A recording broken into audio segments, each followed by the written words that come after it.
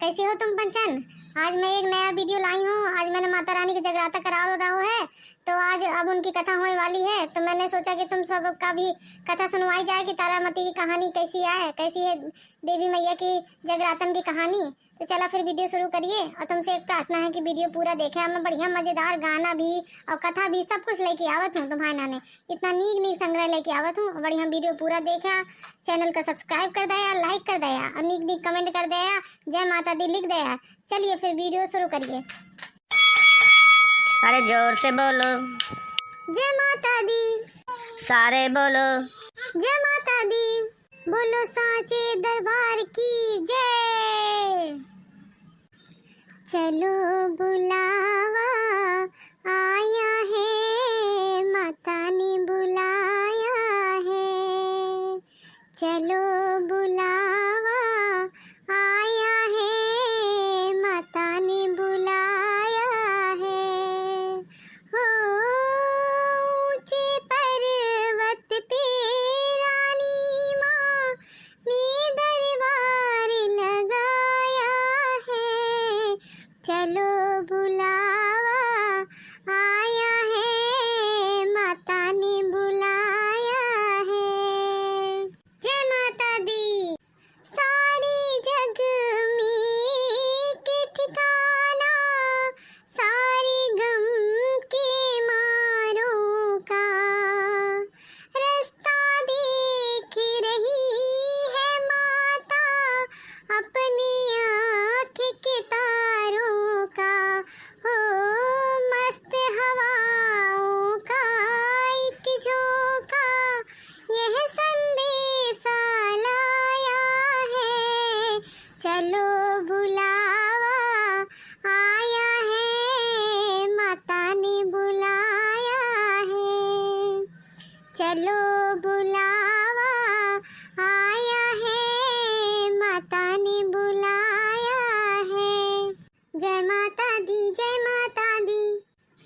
जय माता की कहते जाओ, आने जाने वालों को चलते जाओ। तुम मत देखो अपने पाँव के छालों को, अपने पाँव के छालों को। जिसने जितना दर्द सहा है, उतना चैन भी पाया है। चलो बुलावा आया है, माता ने बुलाया है। चलो बुलावा आया है, माता ने बुलाया है। जय माता दी, जय माता दी।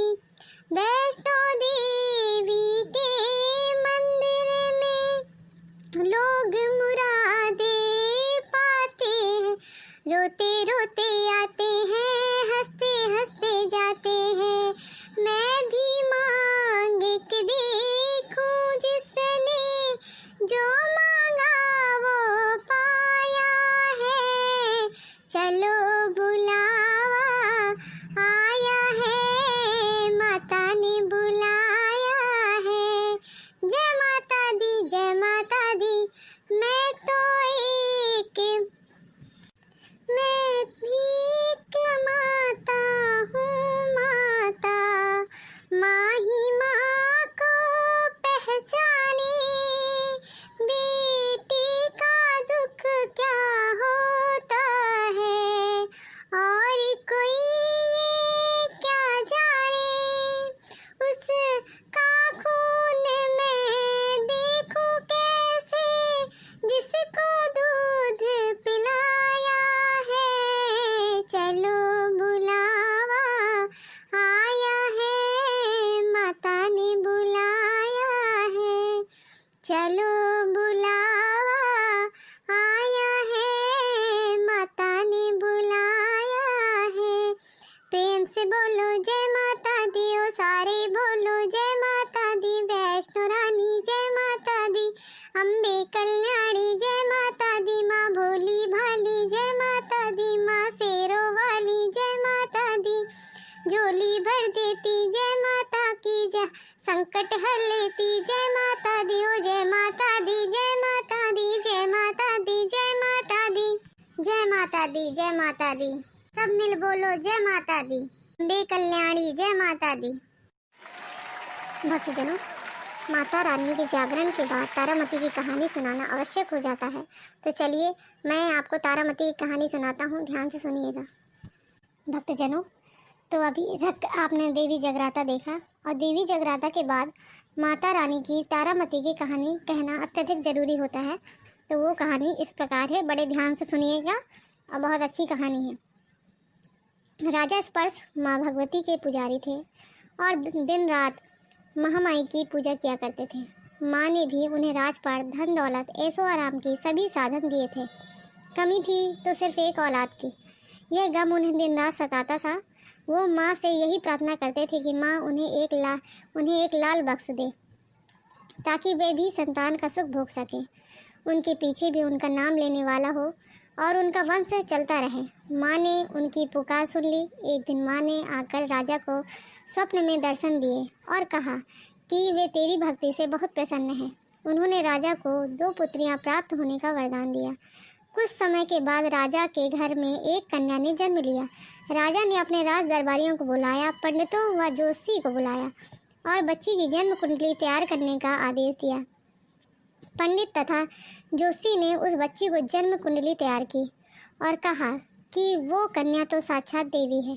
यह कन्या जहाँ भी कदम रखेगी वहाँ खुशियाँ ही खुशियाँ होंगी। कन्या भी भगवती की पुजारिन होगी। उस कन्या का नाम तारा रखा गया। थोड़े समय बाद राजा ने घर में वरदान के अनुसार एक और कन्या ने जन्म लिया। मंगलवार का दिन था। पंडितों और ज्योतिषियों ने जब कुंडली बनाई तो वो उदास हो गए। राजा ने उदासी का कारण पूछा तो वे कहने लगे कि यह कन्या राजा के लिए शुभ नहीं है।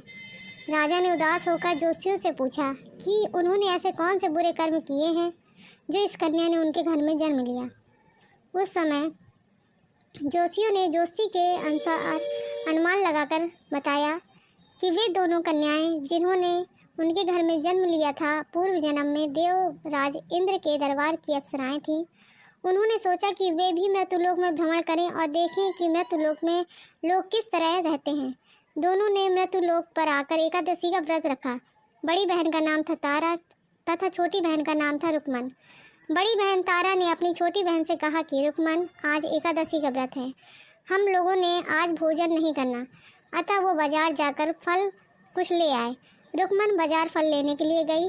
वहाँ उसने मछली के पकौड़े बनते देखे। उसने अपने पैसों के तो पकौड़े खा लिए तथा तारा के लिए फल लेकर वापस आ गई और फल उसने तारा को दे दिए। तारा के पूछने पर उसने बताया कि उसने मछली के पकौड़े खा लिए हैं। तारा ने उनको एकादशी के लिए मांस खाने के कारण श्राप दिया कि निम्न योनियों में गिरे, छिपकली बनकर सारी उम्र ही कीड़े मकोड़े खाती रहे। उसी देश में एक ऋषि गुरु गोरख अपने शिष्यों के साथ रहते थे। उनके शिष्य में एक शिष्य तेज स्वभाव का तथा घमंडी था। एक दिन वो घमंडी शिष्य पानी का कमंडल भरकर खुले स्थान में एकांत में जाकर तपस्या कर बैठा। वो अपनी तपस्या में लीन था। उसी समय उधर से एक प्यासी कपला गाय आ गई। उस ऋषि के पास पड़े कमंडल में पानी पीने के लिए उसने मुंह डाला और सारा पानी पी गई। जब कपला गाय ने मुंह बाहर निकाला तो खाली कमंडल की आवाज़ सुनकर उस ऋषि की समाधि टूटी। उसने देखा कि गाय ने सारा पानी पी लिया। ऋषि ने गुस्से में आकर उस कपला गाय को बहुत बुरी तरह चिमटे से मारा, जिससे वह गाय लहूलुहान हो गई। यह खबर गुरु गोरख को मिली तो उसने कपला गाय की हालत देखी। उन्होंने अपने उस शिष्य को बहुत भला बुरा कहा और उसी वक्त आश्रम से निकाल दिया। गुरु गोरख ने गौ माता पर किए गए पाप से छुटकारा पाने के लिए कुछ समय बाद एक यज्ञ रचाया। इस यज्ञ का पता उस शिष्य को भी चला। उसने कपला गाय को मारा था। उसने सोचा कि वह अपने अपमान का बदला जरूर लेगा। यज्ञ शुरू होने पर उस शिष्य ने एक पक्षी का रूप धारण किया और चोंच में सर्प लेकर भंडारे में फेंक दिया, जिसका किसी को पता न चला। वह छिपकली जो पिछले जन्म में तारा देवी की छोटी बहन थी तथा बहन के साप को स्वीकार कर छिपकली बन गई, सर्प का भंडारे में गिरना देख रही थी। उसे त्याग व परोपकार की शिक्षा अब तक याद थी। वह भंडारा होने पर घर की दीवार पर चिपकी समय की प्रतीक्षा करती रही। कई लोगों के प्राण बचाने के लिए उसने अपने प्राण निछावर कर लेने का मन ही मन निश्चय किया। जब खीर भंडारे में दी जाने वाली थी, बांटने वालों की आंखों के सामने ही वह छिपकली दीवार से कूदकर कढ़ाई में जा गिरी। लोग छिपकली को भला बुरा कहने लगे। खीर की कढ़ाई को खाली करने लगे तो उन्होंने उसमें मरे हुए सांप को देखा। तब जाकर उनको मालूम हुआ कि छिपकली ने अपने प्राण देकर उस सबके प्राणों की रक्षा की। उपस्थित सभी सज्जनों और देवताओं ने उस छिपकली के लिए प्रार्थना की कि उसे सब योनियों में उत्तम मनुष्य जन्म प्राप्त हो तथा अंत में मोक्ष को प्राप्त करे। तीसरे जन्म में वह छिपकली राजा स्पर्श के घर कन्या के रूप में जन्मी। दूसरी बहन तारा देवी ने फिर मनुष्य जन्म लेकर तारामती नाम से अयोध्या के प्रतापी राजा हरिश्चंद्र के साथ विवाह किया। राजा स्पर्श ने जोशियों से कन्या की कुंडली बनवाई। जोशियों ने राजा को बताया कन्या आपके लिए हानिकारक सिद्ध होगी, शकुनी ठीक नहीं, अतः वे उसे मरवा दें। राजा बोले कि लड़की को मारने का पाप बहुत बड़ा है, वह उस पाप का भागी नहीं बन सकते। तब जोशियों ने विचार करके राय दी कि राजा उसे एक लकड़ी के संदूक में बंद करके ऊपर से सोना चांदी आदि जड़वा दें और फिर उस संदूक के भीतर लड़की को बंद करके नदी में प्रवाहित कर दें। सोने चांदी से जड़ा हुआ संदूक अवश्य कोई लालच में आकर निकाल लेगा और राजा को कन्या वध का पाप भी नहीं लगेगा। ऐसा ही किया गया। नदी में बहता हुआ संदूक काशी के समीप एक भंगी को दिखाई दिया। वह संदूक को नदी से बाहर निकाल लाया। उसने जब संदूक खोला तो सोने चांदी के अतिरिक्त अत्यंत रूपवान कन्या दिखाई दी। उस भंगी के कोई संतान नहीं थी। उसने अपनी पत्नी को यह कन्या लाकर दी तो पत्नी की प्रसन्नता का ठिकाना ना रहा। उसने अपने संतान के समान ही बच्ची को छाती से लगा लिया। भगवती की कृपा से उसके स्तनों में दूध उतर आया। पति पत्नी दोनों ने प्रेम से कन्या का नाम रुक्को रख दिया। रुक्को बड़ी हुई तो वह विवाह हुआ। रुक्को की सास महाराजा हरिश्चंद्र के घर साफ सफाई का काम करने जाया करती। एक दिन वह बीमार पड़ गई तो रुक्को महाराजा हरिश्चंद्र के घर काम करने के लिए पहुंची। महाराजा की पत्नी तारामती ने रुक्को को देखा तो वह अपने पूर्व जन्म के पुण्य से उसे पहचान गई। तारामती ने रुक्को को कहा कि वह उसके पास आकर बैठे। महारानी की बात सुनकर रुक्को बोली कि वह एक नीच जाति की भंगिन है, भला वह रानी के पास कैसे बैठ सकती है। तब तारामती ने कहा कि वह उसके पूर्व जन्म की सगी बहन है। एकादशी का व्रत खंडित करने के कारण उसे छिपकली की योनि में जाना पड़ा। जो होना था वो हो चुका। अब उसने अपने वर्तमान जन्म को सुधारने का उपाय करना चाहिए और भगवती वैष्णो माता की सेवा करके अपना जन्म सफल बनाना चाहिए। यह सुनकर रुक्को की बड़ी प्रसन्नता हुई और जब उसने उपाय पूछा तो रानी ने बताया कि वैष्णो माता सब मनोरथों को पूरा करती हैं। जो लोग श्रद्धा पूर्वक माता का पूजन व जागरण करते हैं उनकी सब मनोकामना पूर्ण होती है। रुक्को ने प्रसन्न होकर माता की मनौती मानते हुए कहा कि यदि माता की कृपा से उसे एक पुत्र प्राप्त हो गया तो माता का पूजन जागरण कराइए। माता ने प्रार्थना को स्वीकार कर लिया। फलस्वरूप 10वें महीने उसके गर्भ से एक अत्यंत सुंदर बालक ने जन्म लिया। परंतु दुर्भाग्यवश रुक्को को माता का पूजन जागरण करने का ध्यान न रहा। वह बालक 5 वर्ष का हुआ तो एक दिन उसे माता चेचक निकल आई। रुक्को दुखी होकर अपने पूर्व जन्म की बहन तारामती के पास आई और बच्चे की बीमारी का सब वृत्तांत कह सुनाया। तब तारामती ने पूछा कि उसने माता के पूजन में कोई भूल तो नहीं की। इस पर रुक्को को 6 वर्ष पहले की बात याद आई। उसने अपराध स्वीकार कर लिया। उसने मन में निश्चय किया कि बच्चे को आराम आने पर जागरण अवश्य कराएगी। इस प्रकार माता रानी की कहानी समाप्त होती है। तारामती की कहानी समाप्त होती है। इसी के साथ बोलिए जय माता दी। हाँ, तो इसी के साथ एक भाग समाप्त हुआ। बोलो जय माता दी जय। अब दूसरा भाग इस प्रकार है। भगवती की कृपा से बच्चा दूसरे दिन ठीक हो गया। तब रुक्को ने देवी के मंदिर में जाकर पंडित से कहा कि उसे अपने माता का जागरण कराना है, अतः वह मंगलवार को उसके घर पधार कर कृतार्थ करे। पंडित जी बोले कि वही 5 रुपए देती जाए। पंडित जी उसके नाम से मंदिर में ही जागरण करवा देंगे, क्योंकि वह एक नीच जाति की स्त्री है, इसलिए वे उसके घर जाकर देवी का जागरण नहीं कर सकते। रुक्को ने कहा कि माता के दरबार में ऊंचा नीचा कोई विचार नहीं होता, वे तो सब भक्तों पर समान रूप से कृपा करती हैं, अतः उनको कोई ऐतराज नहीं होना चाहिए।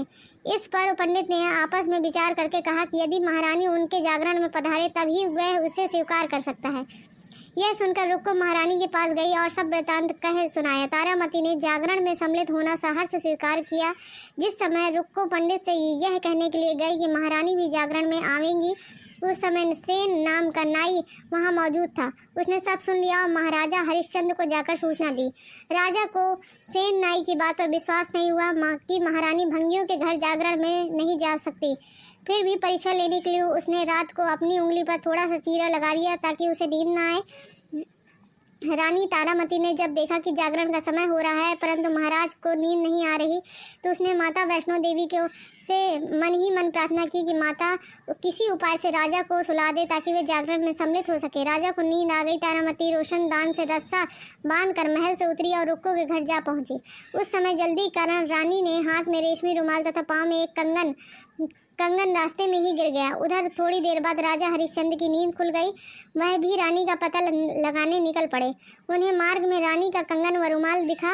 राजा ने दोनों चीजें रास्ते से उठाकर अपने पास रख लिया और जागरण हो रहा था वहां जा पहुंचे और वह कोने में चुपकर बैठकर दृश्य देखने लगे। जब जागरण समाप्त हुआ तो सबने माता की अरदास की। उसके बाद प्रसाद बांटा गया। रानी तारामती को जब प्रसाद मिला तो उसने झोली में रख लिया। यह देख लोगों ने पूछा कि उन्होंने यह प्रसाद क्यों नहीं खाया। यदि रानी प्रसाद नहीं खाएंगी तो कोई भी प्रसाद नहीं खाएगा। रानी बोली, पंडित ने प्रसाद दिया, वह उन्होंने महाराज के लिए रख लिया है, जब उन्हें उनका प्रदान करें। प्रसाद ले तारा ने खा लिया। इसके बाद सब भक्तों ने माँ का प्रसाद खाया। इस प्रकार जागरण समाप्त करके प्रसाद खाने के पश्चात रानी तारामती महल की तरफ चली। तब राजा ने आगे बढ़कर रास्ता रोक लिया और कहा कि रानी ने नीचों के घर का प्रसाद खाकर अपना धर्म भ्रष्ट कर लिया है, अब वे उन्हें घर में कैसे रखें। रानी ने तो कुल की मर्यादा व प्रतिष्ठा का भी ध्यान नहीं रखा। जो प्रसाद वे अपनी झोली में राजा के लिए लाई थी, क्या उसे खिलाकर वे राजा को भी अपवित्र करना चाहती हैं। ऐसा कहते हुए जब राजा ने झोली की ओर देखा तो भगवती की कृपा से प्रसाद के स्थान पर चंपा, गुलाब, गेंदे की फूल, कच्चे चावल और सुपारियां दिखाई दी। यह चमत्कार देख राजा आश्चर्यचकित रह गया। राजा हरिश्चंद्र रानी तारा को साथ में ले महल लौट आए।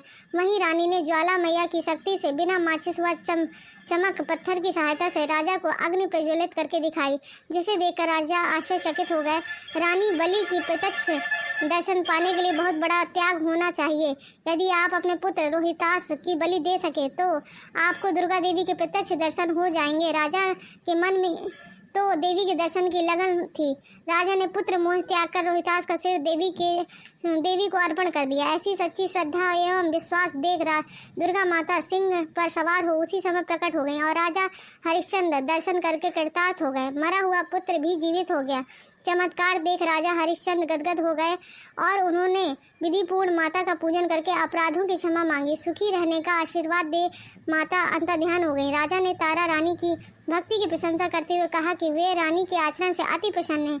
उनके धन्य भाग जो उसे पत्नी रूप में प्राप्त किया।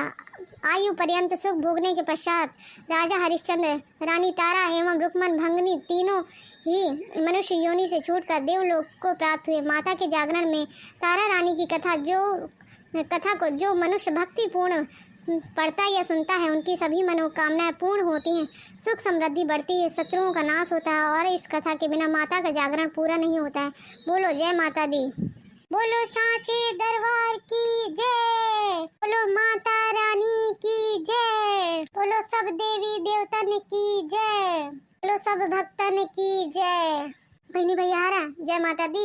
और आज वीडियो थोड़ी सी लंबा हुई है कि कथा बहुत लंबी रहा है और कथा सुनाव भी बहुत जरूरी रहा है और कथा सुनने का बड़ा भारी पुण्य मिला थे। एक हमारे सब लोग वीडियो पूरा देखा, लाइक करा, सब्सक्राइब करा, चलो फिर चला था। जय माता दी।